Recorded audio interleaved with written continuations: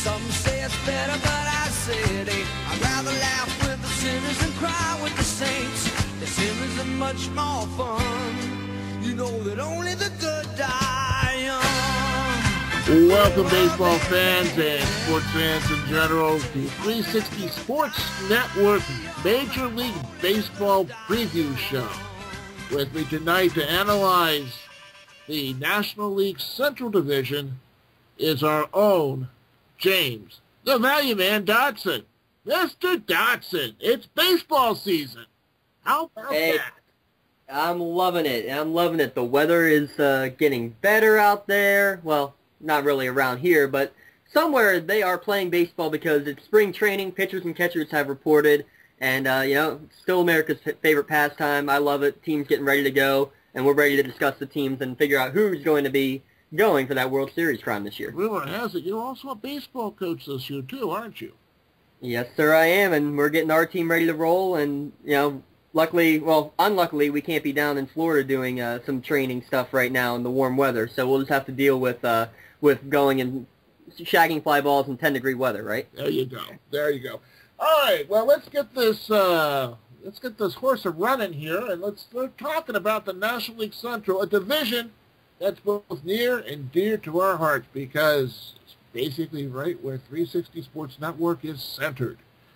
And let's talk about we're going to start at the bottom.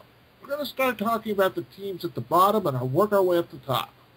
And I think, unless I'm proven to be wrong, I am going to say that the Chicago Cubs are going to be looking at 5th place here in this division. I'm a little disappointed in you, Greg. I thought maybe we'd get some mad scientist out of you right at the beginning. But no, I think you're absolutely correct. Chicago Cubs, they have a lot of rebuilding to do. They started to do so. I mean, they added so many players. When they lost Chris Volstad, they needed to try to boost up that starting rotation. They ended up getting Edwin Jackson, Scott Baker, Scott Feldman, Carlos Villanueva. Lots of starting pitchers to try to beef up that rotation. I think it'll be a lot better, but still, Jeff Samardzija is probably your number 2 pitcher in that rotation. And, that's... sorry, Cubs fans, that's not very good at this point. And so, he's a wide receiver. He's not a pitcher, we'll put it that way. So I think that they're going to have trouble again this year. They will be better. They will improve for sure, but they have a long way to go still. Yeah, the Chicago Cubs have been pretty much a very pedestrian team. They just can't put up the runs to make things happen, and the pitching obviously falls apart about midway through, right before the All-Star break, to be honest with you here. Definitely the loss of Chris Volstad, the right-handed pitcher, is going to hurt them. This is a team that doesn't have much chemistry, especially when you have to have a pitcher transfusion, like a blood transfusion here. You're just shipping all these people in from all these different areas and say, okay, guys, here's your new pitching staff. Have at it here. I'll tell you some intriguing players, though, for Chicago that I am really interested in watching. And I'm trying to figure out who's going to end up playing right field. You have Nate Scherholtz and Scott Hairston. Now, Nate Scherholtz, and if you're not a big Chicago Cubs fan, and there aren't that many out there, you got to be a real true-blooded man to be a Chicago Cubs fan here. Scherholtz hit a combined .257 with 6 home runs for the Giants and Philadelphia Phillies last season, and was basically 21 of his 24 career home runs have come off of right-handed pitchers. Now, he's competing against Scott Hairston, and this is a guy that's basically hit the left-handed pitchers to the tune of .867, and he basically has an on-base slugging percentage of a 9-year career at .263 with 20 home runs for the New York Mets back in 2012. So this is going to be an interesting pair-off here. Who's going to end up in right field? I think Scherholtz will probably win in the end, but you got to think about this, though, because no matter which one, I think both of them would probably bat in the number 2 hole. You'll have center fielder Jesus leading off probably. Alfonso Soriano, he's getting a little older, but he's still your cleanup hitter out there in left field. So you have 4 great outfielders who could all legitimately bat in the top 4 of your lineup. It makes for a trade bait to try to help your team out later on that way as well. But I think they got to try to find a way to see if they can get all 4 of those guys in there in some games all at once, because there's just too much good defensive and offensive play to be had with those four. Yeah, it's a shame that they actually have two players that I think are close to equal to each other and basically at the top of their game, competing for just one spot. I think we need to create another spot for one of these guys. Yeah, and that's the difficulty in the NL, where you don't have the DH that you could put one of them in as a DH and trade off. I think you'll end up seeing a lot of matchups. You'll find that one will hit better against righties versus hitting against lefties, and you'll probably see that little trade-off from one game to the next based on who their opponent is that night. Yeah. Hey, a prospect to watch if you're a Cubs fan is shortstop Javier Baez. He was the Cubs' 2011 first-round pick, and he began the season in high-class A ball and is likely to be promoted to Double-A this season. And, of course, we have Youngstown's own Greg Rohan, who is playing Triple-A ball right now for the Cubs affiliate out there, I believe, in Iowa. Yes, he is, and I think both of them, Rohan especially being in the AAA right now, I bet you he will get a shot up a couple times this year. Hopefully he does well. We're wishing you the best of luck there, Greg. And I see that with the prospects that they have that they're trying to develop, that you'll see a lot of those prospects getting the chance to make it into the big league system, even if it's just for a couple games at a time, trying to get that development. They'll probably do some trades, like I said. They'll get their time in the big leagues, and you know that's how you develop a team. That's how you build it from the bottom up. No doubt about it. Okay, James, who do you have in the number 4 spot? Greg, the number 4 spot, combined with the 3 and 2 spot in this division, it is wide open, to be honest. I think you could see, coming down to the last weekend, the St. Louis Cardinals, the Pittsburgh Pirates, and the Milwaukee Brewers all being neck and neck fighting for that spot. So we're going to just call them, I guess, 2A, 2B, and 2C. We won't even bother distinguishing. We'll try to call it here based off of where we see the team going. And of the 3 teams, I see one team that's kind of on the rise, one that's kind of steady, and one that's kind of on the decline. We'll start with that one. The St. Louis Cardinals, kind of on a decline, which is tough to say because they were World Series champions just 2 years ago now. But they really didn't do much in the offseason. They didn't need to do much. They built from within. They have a strong lineup, but their pitching staff leaves something still to be desired, and I think that's where the Cardinals have a little bit of issues going into the 2013 season. Yeah, I would agree with you there. They had some key losses here over the offseason, too, especially when you lose your emotional leader, Lance Berkman, your first baseman. That's like a team losing, like the Baltimore Ravens losing Ray Lewis. Lance Berkman was sort of the emotional leader, the guy that studied everybody out last year. When you lose leadership like that, also when you lose somebody like Skip Schumacher, and a couple of your pitchers like Kyle McClellan and Kyle Rose, you start to wonder, okay, where's this team going right now? You can't bleed off this type of experience and still expect to be in the running all the time. And the reason I think they will still be in the running for possibly a wild card spot, and definitely for the number 2 spot for sure in the NL Central, is that strong hitting staff. When you have Holiday, Carlos Beltran, Yadier Molina, and David Freese that are probably going to be either 2 through 5 or 3 through 6 in that lineup, I mean that's going to be scary to have to see 3 to 4 times in every game. It's going to be a very interesting season. Thing is, that offense is probably going to have to carry a pitching staff that wasn't great last year, and they didn't do much to improve it. Like the only pitching additions was Randy Cho, which will really help the bullpen, but it's really the starters that I have issues with for the Cardinals. I mean, Wainwright, all right, Jamie Garcia, all right, but after that, Jake Westbrook, Lance Lynn, Shelby Miller, nothing special there. Yeah, it's a rather pedestrian pitching staff. But when you take a look at the Cardinals' power, I mean, this is a fantasy dream come true if you're into fantasy baseball here. You're taking a look at Ty Wellington on board with the team, and Ronnie Cedeno. Ronnie Cedeno is basically going to be taking almost a bench player role here. And then, of course, you look at Daniel Descalso. Daniel Descalso now, let's talk a little bit about some stats here with Descalso, the second baseman. This guy is a solid defender, but he hit .227 with a .303 on-base percentage. You know, these numbers are just incredible here. And this is the reason why St. Louis, is constantly in that, well, it's the 2C mode that we're talking about now, but, I mean, it could be 2A. This is a team that you just can't turn your back on too quickly. No, not at all. I mean, great defender, you said it, but he's also, when you can do that sort of thing with the bat, I mean, like, top to bottom, you got to worry about the Cardinals. They can go right through the lineup without any difficulty. And, I mean, it sounds like a high school team, the way that they're set up and the way that they will compete that way. Top to bottom through the lineup, you can't take a batter off, probably not even the pitchers either. They got one of the best pitching staffs in the big leagues. Yep, no doubt about it.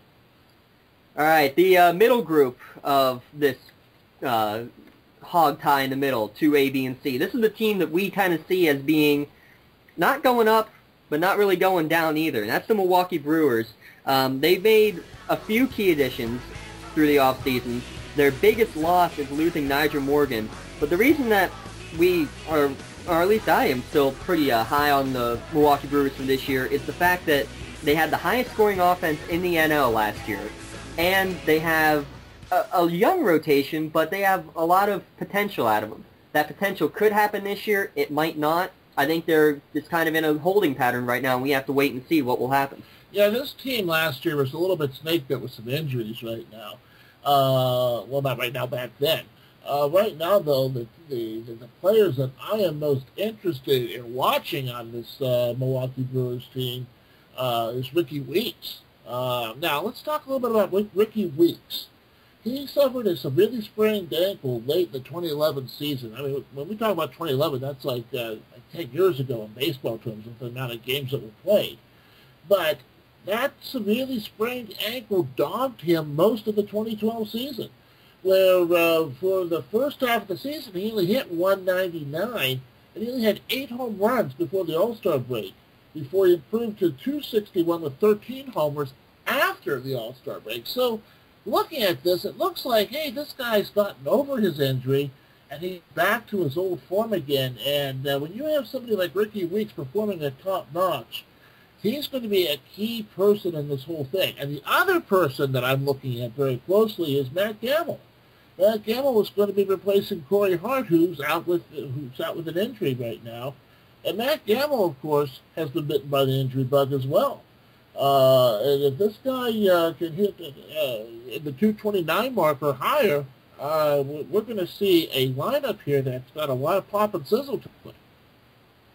It really does. I mean, Ricky Weeks, he had that stretch mid to late in the season where he just was, you couldn't get him out no matter what you did. And that was, like you said, when he still had a bum ankle. Imagine what he can do now that he's fully rested, hopefully fully recouped and ready to go. Ricky Weeks is, I mean, when you can get 21 homers out of your second baseman, that's pretty impressive. And he's great defensively, fast guy getting your stolen bases as well. He can do it all. I really like him. He'll probably bat second behind Norchica Okoye there at the leadoff spot. Ryan Braun and Robinson Ramirez, you know what you're going to get out of them. Matt Gamble, you said it. He scares me. He only played 21 games last year with that knee injury.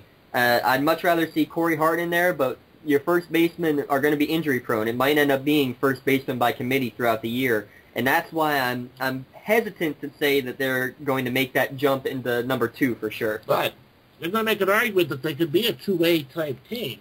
And I actually have them as a 2A type team whenever I'm taking a look at my on how the Milwaukee Brewers are going to fall out this particular season. Take a look at Gallardo, who is going to he's the major. I mean, he's the ace. Okay, this is a guy that has won 69 games in the past 6 seasons.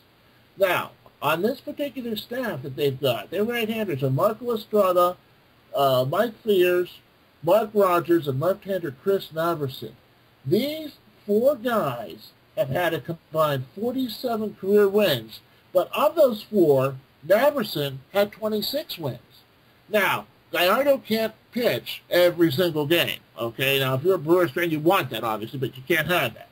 So, but if Naverson just catches on fire a little bit, and somebody else just kind of picks up their pace, this is going to be a rotation that can be deadly. And this is one of the reasons why the Pirates always have problems in Milwaukee, because of the pop and sizzle that they've got with their hitting combined with a very, very, very stingy pitching staff. Yeah, Greg, you're exactly right with that. And what they have struggled with is, I mean, they have that young pitching staff. They are solid.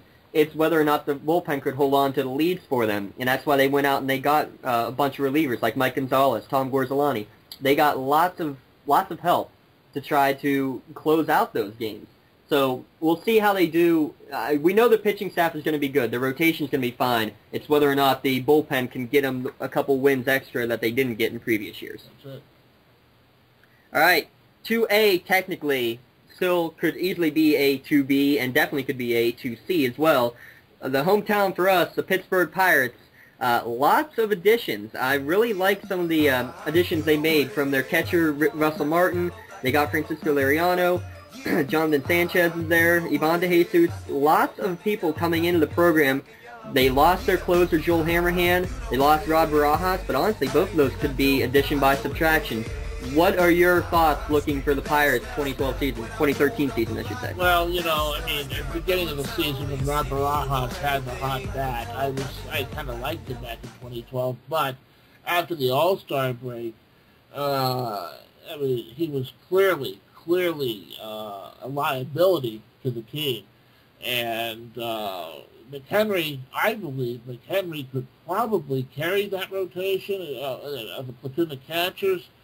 But I like the addition of Russell Martin. Russell Martin provides that particular experience. He's one of the key free agents that was out there, and it shows that the Pirates are willing to spend a little bit of money to make something happen. And Russell Martin has the resume to back it up. I really like the signing of Russell Martin. Joe Hammerhand, the Hammer. I love the guy. I mean, he was clearly an iconic Pittsburgher. But he got erratic there toward the end. He got himself in trouble in games that he should have been able just to close out and dominate. People figured him out. And as a result, I think it is addition by subtraction with him going. We have Wandy Rodriguez now on this team. We have some other pitchers here that can keep this team going in the right direction. So, with that said, I'm not really dreading the loss of Hammerhand that deeply. Believe it or not, I would put the Pirates as having the best top-to-bottom rotation in the NL Central, even over the Cincinnati Reds. I mean, you got A.J. Burnett, who almost had a no-hitter last year, very good. Wandy Rodriguez, now that he's going to be healthy, he should be a great number 2 pitcher. McDonald, I believe, if he wasn't an all-star participant, I don't remember now, he should have been, and he was solid, again, all year round. Francisco Liriano now in there. He's probably going to be the number 3 or number 4 pitcher. Those are 4 great starting pitchers. Jeff Carson's the weak link of the bunch, but still a solid pitcher who, in more years than not, has won more games than he has lost. So, top to bottom, I love the rotation. Pitching-wise, you said it. Hanrahan with the closing role it was too risky. He made things too interesting too often. I like Grilled Cheese. I like Jason Gurley. I think he will be all right for them. My worry is, will they be able to consistently put runs on the board? And that's the issue that the Pirates have had many a season. I mean, Garrett Jones, I like the guy. He's only good against right-handed pitchers. He finally started to catch up, hitting a lot better against lefties. Still not great, but it's almost scary to put him out there against a left-handed pitcher because that puts a big question mark right in the middle of your order. I mean, I'd like to see more chances out there for McHenry, but I really like the idea of catcher by committee for a while. I like Martin. I like McHenry. I like that you can bounce back and forth there. So I just think there's a lot of positive things possibly happening here with this team. There's a couple other players who we failed to mention. Let's go back to the pitching, and before I start addressing the hitting end of things. Remember last year the 2 rookies that they brought up, Jeff Locke and Kyle McPherson? Mm-hmm. Kyle McPherson may get that 5th spot. And I remember watching these guys coming up. I hated to see them go back down, but it was a nice test to see basically how these guys would hang in there during a potential playoff race here. And both of these players performed outstandingly well. So keep an eye on Kyle McPherson. He may take that last pitching spot. And not to mention, Greg, don't forget about Garrett Cole sitting down there in the minors. He'll have probably half a season at least to go and get ready. He might be up for the second half of the season with the big leagues If not, then you have a full season of preparation for him, and he'll be ready to go in the rotation next year. So you got good guys in the farm league system as well. Exactly. That's one of the things that really excites me about their pitching. Now let's talk about hitting now. The Pirates have Travis Snyder. Now, Travis Snyder came on board on July 30th, and he was kind of pedestrian in what he did. He only had 1 home run in 50 games, and he had a lot of hamstring issues. But Travis Snyder has a little bit of pop and sizzle to his bat. If Travis Snyder can get going, that's going to be interesting. And then we have a guy that nobody's talked about here. And this is a guy that played for Clint Hurdle when he was manager with the Colorado Rockies. This is Brad Hopp. And Brad Hopp has basically come on board with the Pirates as a minor league free agent right now. And this is a guy that basically, he played in the 2007 World Series, the 2009 All-Star Game, spent last season with the Texas Rangers Class AA Frisco Farm Club, but there in the AA Frisco Farm Club, he hit .260 with 3 home runs in 35 games. This is a guy that, with the right type of coaching, and Clint Hurdle has proven time and time again that he can basically shift gears with these guys and move these guys around and make things happen. I really think that there's some potential here. I like that analysis on him there, Greg, and especially because he's not only a first baseman but an outfielder as well. He can play both positions. One thing we know about Clint Hurdle, he likes being able to move those guys around in multiple positions. For example, Josh Harrison played pretty much every position under the sun last year at one point. You see Garrett Jones at first base, and you see him in the outfield. You saw McGee at first and third. You see everybody playing in every position. I think you'll see him working in there at first base every once in a while, giving Snyder or Marte a break in the outfield every once in a while. You will see this guy up there, especially because he's consistent, he's doing well with this type of coaching, and he can be put anywhere on the field when they need him to. That's it. And we can't forget, we can't go without saying his name, Andrew McCutchen. He is on the cover of MLB The Show, so you have a star player out there in center field in the Pirates black and gold there. And I think the hallmark of the Pittsburgh Pirates team is speed. Speed with Andrew McCutchen and speed with Starling Marte. Starling Marte started off strong and then kind of fizzled out there toward the end. But once again, if we can get the batting under control, and I believe, I might be wrong, but I believe the Pirates have a new batting coach this year. Yes, they do. Hopefully it'll make a bit of a difference. Anything's better than what they've had, it seems like, though. They've always seemed to struggle to get the bat on the ball in the big situations. But yeah, anything's possible for this team. The sky's the limit. They are improving. That's why we're putting them in the 2A spot for now. And it's just wait and see what happens. And the city's finally coming behind this team again. They just need to finish strong. They've started strong the last 3 years. They need to finish strong for once. Yeah, no doubt about it. Well, I think this leaves us through all of the analysis with our overwhelming team for first place in the NL Central, the Cincinnati Reds.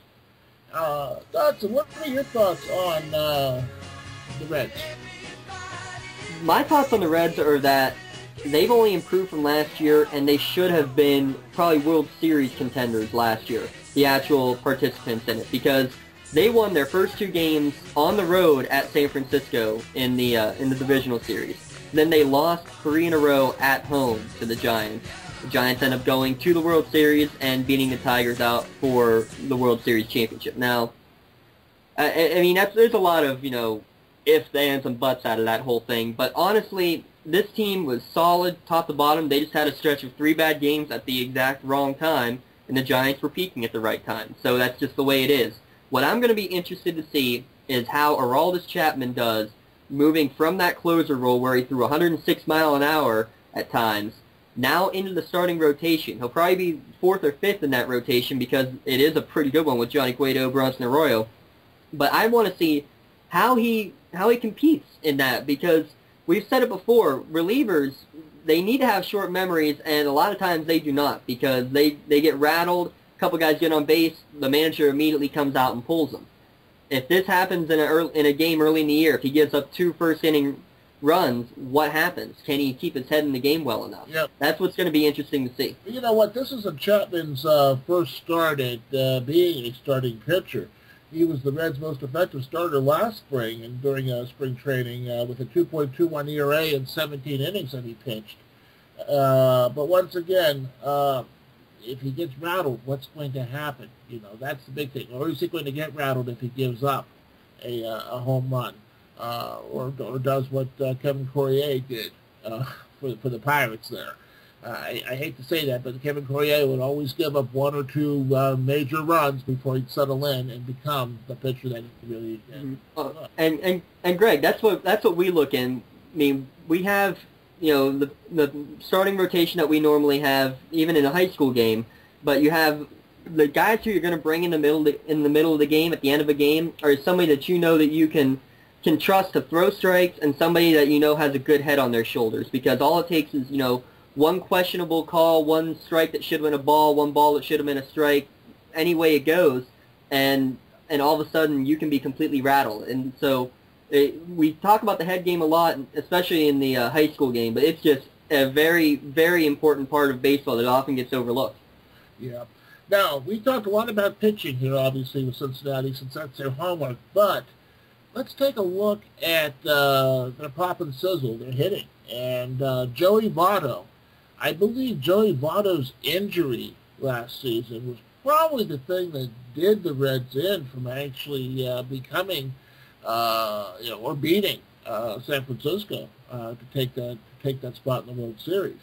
Votto's knee plagued him during the second half here. He missed 48 games before he returned in September, but his power never returned. And this was something that's going to be the big question mark. Is he going to be able to regain his power, or is he going to be basically like a Ricky Weeks type situation where his power might come in the second half of the season? That's going to be the big question there, is basically, is he going to be fully recovered from that injury? And also, the addition of Sin-Soo Choo. Or, whoa, how did I say it? Sin-Soo Choo? Sin-Soo Choo. There we go. I've always had difficulty with that with Cleveland, but he's on board now with the Reds, and boy, this is a guy that just excites me. I mean, this is a guy that's got a ton of pop and sizzle. He basically, they didn't get him there for his glove. He's not the defensive player that we're looking at here, but this is a guy, his greatest asset's to get on base off the leadoff spot, and that's how the Cincinnati Reds operate. You know, they'll bore you to death with 3 or 4 innings, then all of a sudden they'll go up ahead 6-0, and it's like, how did this thing happen? And it's basically players like a Sin-Soo Choo and a Joey Votto combining to make these things happen. Well, I let you introduce Sin-Soo Choo because I will always butcher his name when I try to say it too quickly. So thank you for taking the bluff for me on that one, Greg. No, I agree. Choo in that leadoff role, he's going to come right in, plug perfectly right into that system. The Reds were very adamant in making this deal happen. So I'm really anxious to see how well it works.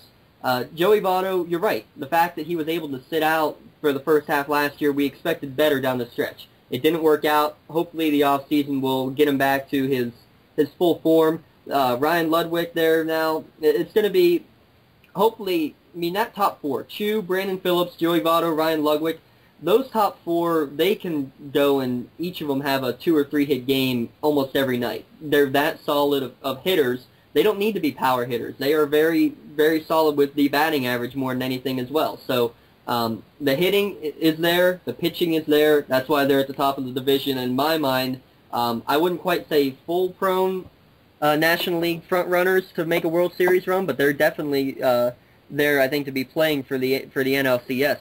It's interesting to note here, as we're analyzing the NL Central, we basically have 3 teams that are basically in contention for second place, and an overall first place team in Cincinnati, and the 5th place team, Chicago, really isn't that far off. If they get some consistency with their pitching and their hitting starts to gel, which they have the players there for the hitting to gel, we're looking at, we could see the next contender in the World Series coming out of the NL Central. This is a highly, highly competitive division.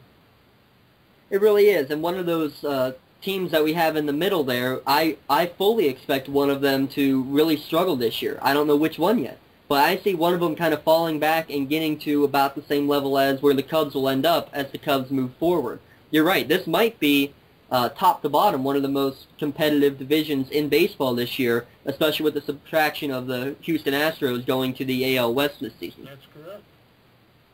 Well, there you have it, ladies and gentlemen. The analysis for the coming 2013 baseball season. The NL Central is now in the books. We will have all of the divisions for you broken down before all of the games begin here in just a couple of weeks. Can you believe it, Greg? You know what? I'm excited. You know, when I saw the pitchers and catchers starting on February 12th and 13th and 14th here coming up, I'm like, you know what? This truly is the next most exciting time of year, only behind the most exciting time of year, which is, of course, NFL training camp. Now, if only they could cut down the games a little. There we go. There we go. Well, for James Dodson, I'm the Mad Scientist, Greg Fischero, and our next one will probably be, you pick the next one here that we're going to be doing. Well, we'll get the we'll do the probably the NL East next time, and we'll finish up with the NL West, and we'll just go on to the American League from there. I think. There you go. Well, join us next week for more analysis on the MLB Preview Show, only on 360 Sports Network.